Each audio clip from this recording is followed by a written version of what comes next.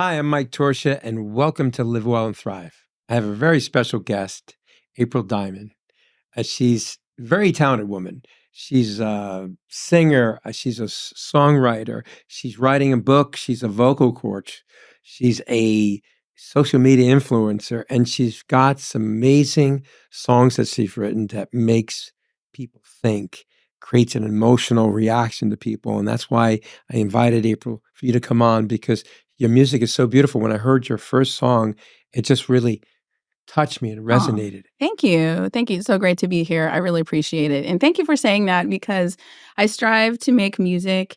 My team at Del Oro Music, all of us, we strive to make music that people feel like they can join in and sing along, and just happy, fun, uplifting kind of music about life. And tell me, you're on the Billboard charts for, I said, new artist now that's number So one? that's actually two things. One is I charted my first Billboard hit a couple of years ago, my first Billboard dance hit, Lose Control. And then recently, this is my second national new music radio hit, Feels So Good. So I've been on the national new music charts twice. So this is the second time. It's doing very well, and radio stations all around the country are playing it. So I'm grateful. Fantastic. I'm So, grateful. what style would you say your music is? It's dance music with a pop flair to it, So it's like I like dance music. I like lots of music. I grew up singing in gospel choirs. My grandmother played the organ and the piano, and I grew up singing gospel. And gospel sort of led into so many different areas of music. And I wound up going to college and getting a vocal performance degree as, doing classical. And boy, that was a different thing. I can It was imagine. different. But what it did do is it added an element of education and power to my voice. So I applied that to the pop and the dance music that we do. And it seems to be resonating. People seem to really like it. So this particular album that we're about to release, these are the singles that you're hearing on this streaming platforms. But this particular album is a pop dance album. So it's Well, dance music. I always believe in music for stimulation in different ways. Sure. Now, for working out, Yeah. I like more like a tempo that's more upbeat, like rock and roll, because the heart's pumping. Because as you know, the heart beats to the tempo of the music, Sure. so it follows that rhythm. That's why, like when they had the old days, those aerobic classes, they would kind of high speed these disco songs, Okay. because the heart would beat a lot I think I've seen easier. some of those reels where they would Right. play some of that old aerobic music. And Yeah. they would play it really fast, Mhm. so that people would already have the heart beating at that rhythm, Right. so it's easier for them to get into that high pace workout. Yeah. But I felt for me when I'd go into the gym, Uh-huh. I would train at Gold's Gym, and it was that Yeah. animalistic energy and the rock and roll loud, and or Jimi Hendrix, So it really helped put me in that mindset. Yeah. Although I love classical. So when I'm done working out, I love to listen to classical. It's soothing. I can relax, bring my mind down because I'm so amped up for 2 hours. It's good to bring the Yeah. mind down so I can see how music affects every aspect, that chemical reaction. Yeah. There's definitely a music for every mood, isn't there? It's so if working out, a lot of people tell me they add my songs because my songs all have remixes on them. So when you go on Spotify or any other platform, you'll see the remixes. You can add those to your playlist, and the remixes have a lot of energy and they're pumping a lot of beat and just, momentum. And you're just like, yeah, you're going. So a lot of people message me and say, April, I added it to my gym playlist and I love it. And it just keeps me going on the treadmill or whatever they're, on. So I'm glad. I'm glad. And the words feel so good. I feel so good. And then when I run out of steam and I don't want to work out anymore, I hear you saying, feel so good. So I keep on going. But it's the energy and the happiness and the positivity. And, when I was little, my mom used to play the radio in the car, play music in the car, and we would sing along in the car. And she played all the old stuff. And I think that those days need to come back. For sure, 100%. Not that they're not around, but I don't see it as much anymore. Well, the thing I loved about your music is I listen to the words. Yeah. They're Good. Meaningful. It's like imprinting into my brain as I'm listening to your gorgeous voice. I'm absorbing what you're saying. Like with Taylor Swift, she talks about breakups with ex-boyfriends and all that stuff, and it works for her. That's okay. But you're telling a story, and it's a positive story, and it's just inspirational and uplifting. That's why I could see doing cardio, because you kind of bring it up, and then get to the point where people just feel euphoric. Yeah. And that's what your music really stood out. And I've Thank worked you. with some of the biggest artists in the world, Sean Combs and Yeah. Lionel Richie. I mean, you name it. I've worked with them personally. Right. But your style was so unique. Thank you. And I could connect with it. That's why when I heard about you, I said, we have to have you come on Aw. and share what you think. Because, a friend of mine is Frank Stallone. Whenever he does a concert, he could do rock and roll, big band, I've heard of country, him. right? Yeah. But he tells a little story before he does each song, Mhm. like what he was thinking when he first wrote the song. Sure. So do you do that also? Do you Yes. kind of share with your audience, I do. hey, this happened to me and I wrote this song and Mhm. this will tell your story. So share with me your process. Yeah, I think that the process is, what are we going to write a song about today? And I have lots of subjects. I told the story on my live the other day on Instagram, and if you want to follow me there, it's April Diamond Music. That's where I go live, which I will again today. I was literally in a grocery store, and I heard an old song that my mom used to play, and I heard it and had been like since I was 6 or 7 that I had heard the song, right? I'm like, wow, I want to write a song like that. And so I texted my producer. I said, hey, David, can we write a song like this? And he's like, oh, April, what? Random, but he's used to my random texts. But I get inspired by daily life and random things that, I get excited standing in line, hearing a song, and I'm like texting, getting excited while people are, looking at their phone and waiting in line thinking, will this line please get shorter? And those are the times that I get some of my greatest inspiration.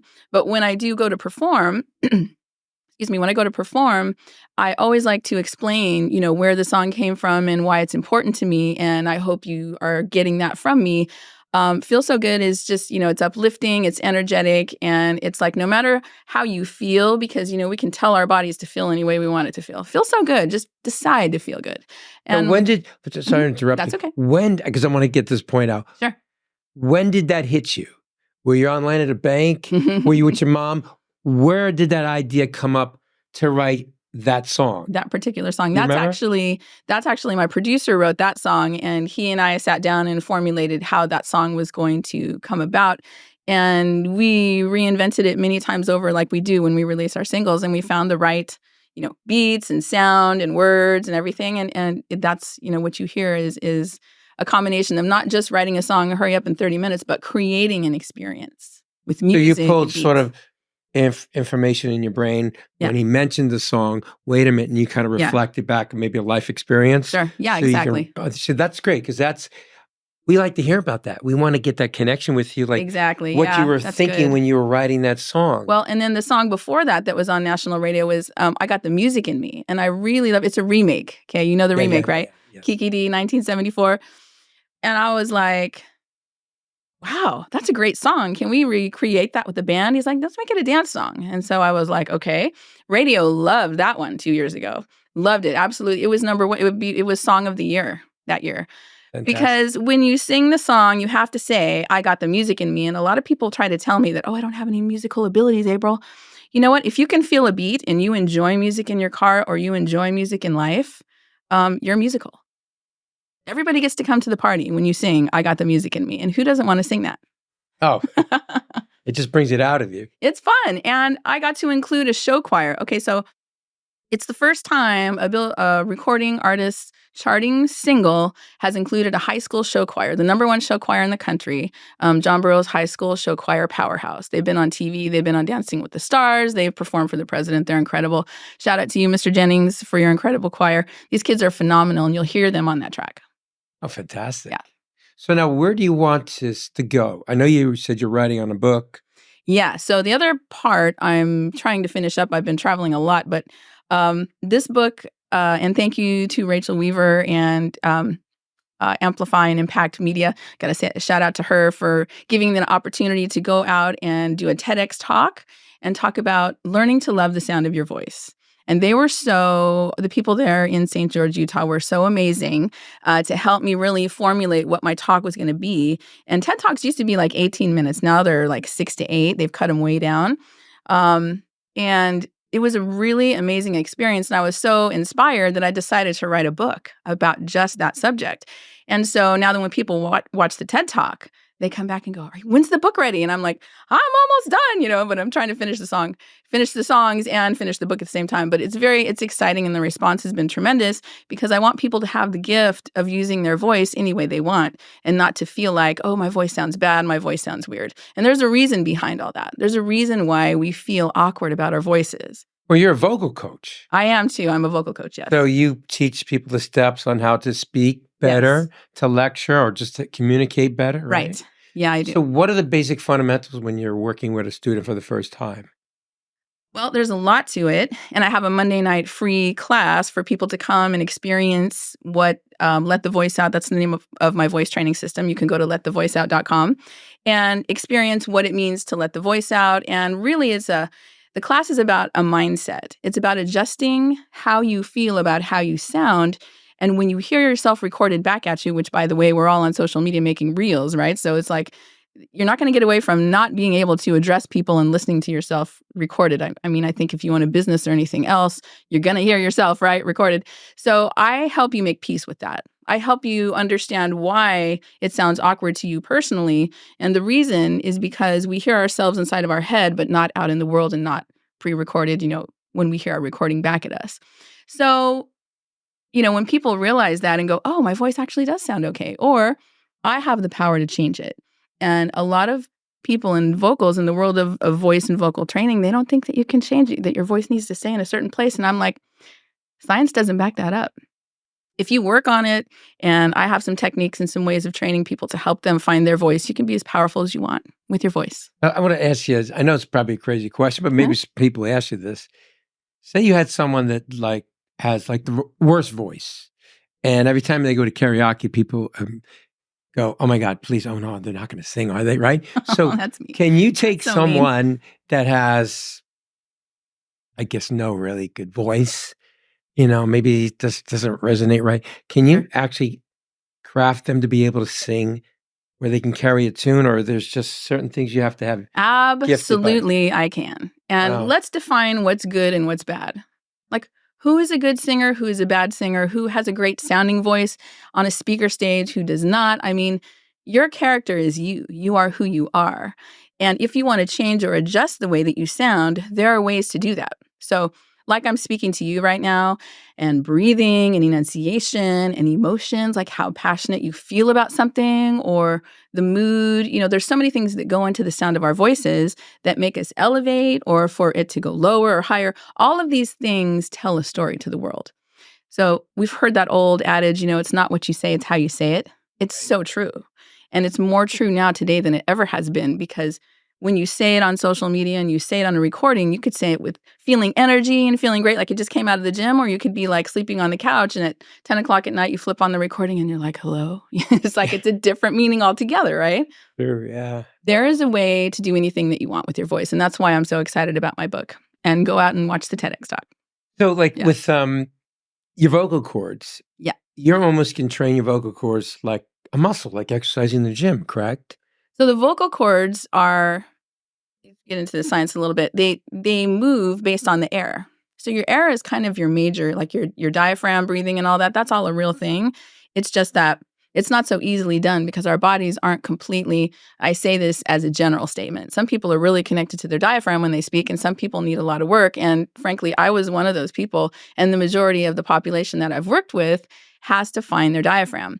And when you find your diaphragm, that's your core. Because when you work out, it's core training. Yeah. Right? So when you find how to use your core in your workout, and then you take that breath and you release it, and the difference between working out and singing, although the two can go together, is that you've got to let go of these neck muscles, right? And you got to let go of these upper body muscles so that the air can come through. But that's really the controller. It's not the vocal cords. The vocal cords wave and make sound, but the diaphragm air is what creates the sound. It's controlling the muscles around the whole diaphragm area. Right. And that's the abs, by the way. And the breathing, okay? Yeah, that's the breathing. Like in working out, we inhale through the nose, exhale through the mouth. Singing, what is the So I tell people, a lot of people, see, you're going to get messages about this. I don't favor breathing through the nose and out the mouth. And the reason is because it constricts your body to a certain space. When you take a deep breath in through your mouth, you feel it go not only into your lungs, but it also gets into your sinuses as well and works its way down, and you get more breath at one time. So that has been an issue that people have pushed me back on. I'm like, you try it and you tell me. And when they go out and try it, they come back and tell me, April, I feel more free when I breathe like that. So, I agree 100%. Well, the reason mhm. experts have said, well, inhale through your nose is because your nose has filters. Right. So the air you're getting in is being filtered. With your Sure. mouth, there's no filters. That's the only purpose of it. But I agree. I breathe That through makes the sense, mouth. though. Through the mouth, I feel like I'm really bringing in more oxygen. But technically, it's if say you're in an environment like outside.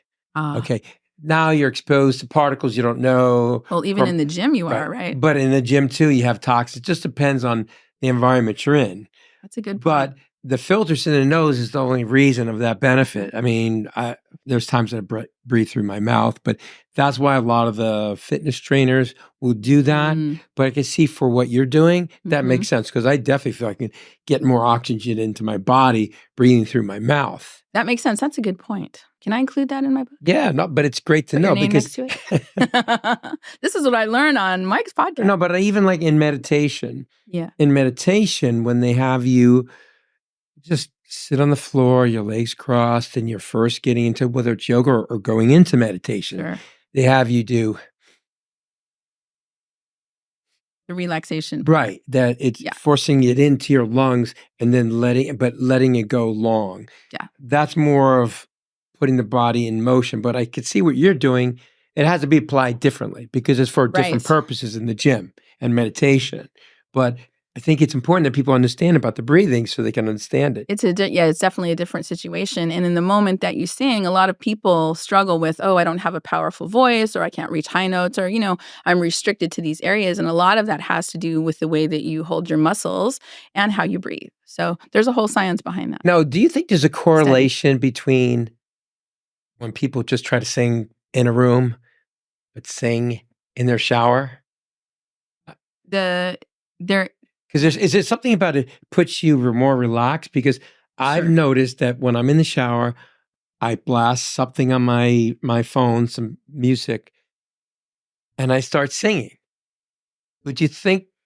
I remember reading an article about some famous singer that would always sing in the shower because it did something with his voice. I don't know. Is there a correlation with the singing in the shower and singing regular in a room? There are a few things that go on in the shower. And one of the most common comments I get from people that before they study with me is like, I sound great in the shower, April. I just don't sound great in the microphone. And there's a reason for that. And that is because of the sound in the shower is much more, coming back at you, and it's very mushy in there. It's like being acoustically, it's, coming in and you're feeling warm and relaxed in a shower. But I think it's the moisture.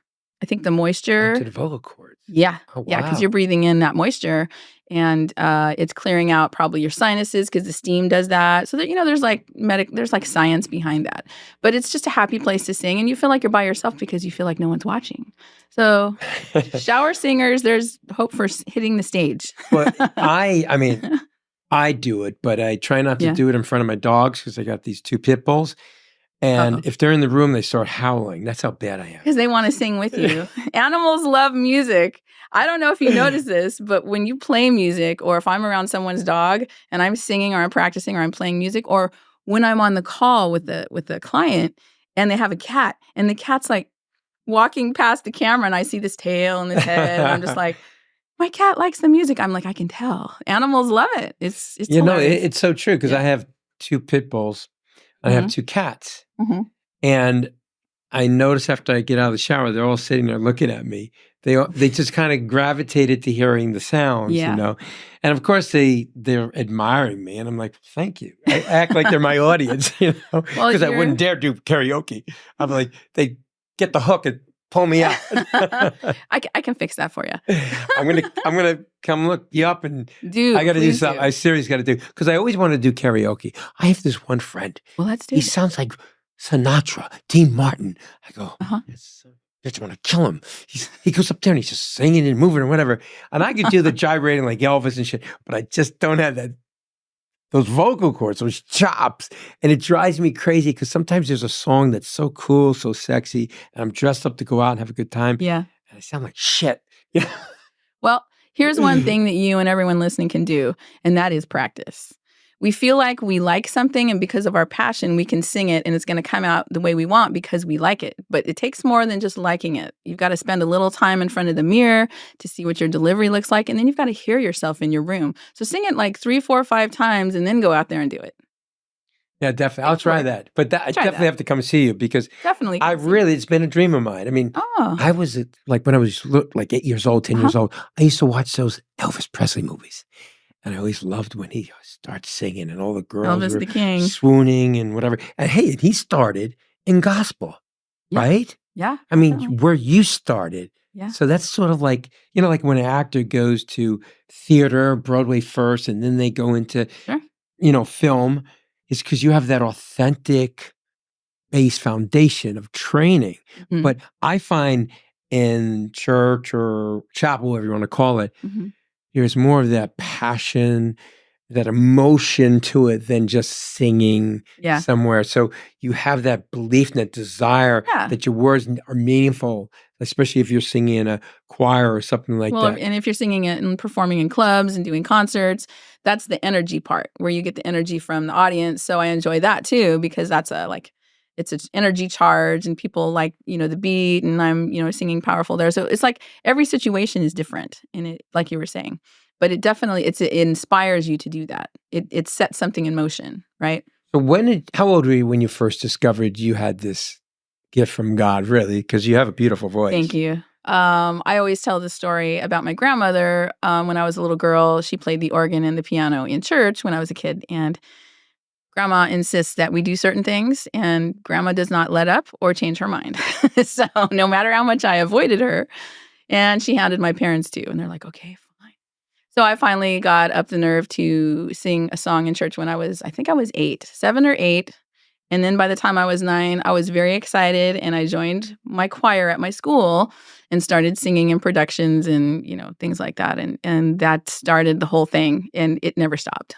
And I tried to do other things, and, I've got other degrees in finance, and even just recently got my real estate license, April Diamond Realtor. Congratulations. Thank you. But the music stays, when you're meant to do something, you're meant to do something. You know that. Yeah, no, I mean, I came into this journey of being a fitness sort of guru by mistake. I was just an overweight kid, and I needed to lose weight, and the school nurse said, hey, to my mom, if he doesn't lose weight by the time he's 40, he'll have a heart attack or stroke. And that was when I was like 14. So my mother takes me home and says, listen, I'm going to help you. I got to lose weight. Look at me. I'm chubby. Come over here in the living room. And then she turned on Jacqueline. That changed the course of my life. Oh. Otherwise, I would have been a landscaper like my dad. Probably would have been like 250 pounds and probably 5 kids and miserable. Well, you're doing what you're meant to do. This is where I was destined. That turning point in my life brought me to a whole new world. Sure. I made so many great friends in the industry. Yeah. I ended up meeting Jack Lane. He became my mentor, and he was the godfather of fitness. He created the jumping jacks. That's from Jack Lane. Oh, okay. Yeah, and he created the leg extension machine, the Smith machine that people use. My gosh. All these things. He was the one that came up with the very first protein bar. It was Jack Lane. Really? Yeah, he was the one that created the very first protein bar. Okay, I got to go research this. And even the gyms. He started the real, true gym chains. So he is that godfather of fitness. So for me, I idolized him and kind of followed his path. But now I've decided to take it to a whole new level. Because I have a program for kids. I have a program for seniors. I have a program for disabled. I have a pet program called Fitness Unleashed for cats and dogs. Wow. But I was a veterinarian and assistant for many years because I wanted to be a vet. But when the vet asked me to put down a dog, this beautiful collie, and the little girl in the room, I said, I can't do it. And he said, well, you know what? Then don't be a vet. So I became a trainer. Okay. Because I wanted to make people healthy. But so then I started doing programs for the entire family. I also would work with the pets to show people how to take care of their pets, how to feed their pets, how to See, bond with that's their a really pets. important thing because I post a lot. If people watch me on Instagram on my stories, I post a lot of the red listed animals because I have a heart for animals. And I don't like to see what our city does to the animals. People need to make some noise and say, "Hey, please help our animals." But I think that what happens though is people will adopt an animal and then they return it because they don't know how to care for the animal and they don't give the animal time to decompress and like get used to their surroundings. And in 24 hours, they return the animal. And there's a few stories of that I posted, and I'm like, you guys. Do a little research and find out exactly how to care for your animal, especially from a shelter. Well, see, that's a big thing. Like, all my animals, my pit bulls and my 2 cats, they're all Mhm. rescued. Mm. But the thing is, you have to understand the breed. The problem is people like, for instance, Dalmatians. They see these dogs, they're cute, they're spotted. They're horrible with kids, and they're not friendly with other animals. So you have to understand that. Sure. Pit bulls, Rottweilers, Mhm. Dobermans, those are working dogs. High energy. If you're not an active person, if you're not going to keep They taking them wanna out, run. they're going to tear Yeah. up the couch. They're going to wreck your house. They're going to drive you crazy. Sure. Jack Russells, okay? Ugh, they'll terrorize you if you don't walk them, right? So Yeah. I tell people when you're going to adopt, Yeah. understand this breed. Mm. So you can be prepared so you don't have to bring him back because, oh my God, I didn't know this dog was so crazy. Right. Or I can't walk this dog. I have a bad knee or bad back. Mhm. So I take in consideration the type of dog I am going to adopt, Mhm. but I also take in consideration the environment. I'm not going to have a dog like a working dog, like a pit bull or a shepherd or whatever, if I don't have a house and a backyard. You don't want to put them in an apartment unless you know that Yeah. you're going to keep going to a park and keep walking Well, them. and if you have the habit of taking your dog out, you have a system and your dog knows and the animals that are, trained to be in their cages or whatever and they're used to that. It's something that's, you've got to be aware. And if the animal's not, then you need to be aware of that too. So I have a heart for animals too. Now, do you have any pets? I don't, and I want one, but it's not. I travel so much now, and I'm at the studio, and now I'm getting ready to tour, and I'm getting ready for 30 Days of April. Literally, it wouldn't be fair to the animal, but I do promote them on my Instagram and on my stories. So, Well, you're going to have to come to Last Chance for Animals. They have an event oh, every okay. September, I think or October. Uh-huh. It's at the Beverly Hilton. Nice. You will meet such beautiful, beautiful people. And it's not just cats and dogs. Uh-huh. It's elephants, rhinoceros, dolphins, Wow. gorillas, wolves, every type of animal around the world. They are on a mission to make sure there's no poaching, there's no abuse to animals. So it's way more than just local. And every year we raise about $500,000 Amazing. in that one event. And it's like the Who of Hollywood. Everybody in town is Oh, there that's to great. support this cause. And the gentleman is Krista Rose, and it's the Last Chance for Animals. And I guarantee you'll fall in love with the people there because they're all passionate, caring, and giving people that are very powerful, but they make the time for that one night to Oh, raise as much money as possible to save those animals from being harmed. wow. It's a That's beautiful. amazing. Yeah, I Yeah. want to be a part of that for sure. Well, listen, I But really appreciate you coming on. thank you. This has been awesome, and Yeah. can't thank you enough. And I'm going to look you up. I need to do something with this voice. I want to be out there Yeah, singing let's do it. karaoke with my friends and not feeling foolish. So thank you. No, absolutely. My pleasure. And we'll have to do this again once the album and the books are out and talk more about some vocal health and some other things that will also help people. And when you talk about working out and healthy, there's also the mental aspect. And the one thing I wanted to say about singing is that everyone should feel like that they can sing something because singing, if you research, just go and Google the effects of singing, whether it's in a group or by yourself, there are serious benefits to your health for singing mentally. That's fantastic. Amazing things. So Well, go let's check pick it that out. up on the next one. Excellent. Thank you for watching the show. I really appreciate your support. And please, if you can, subscribe. We need your support. Thank you.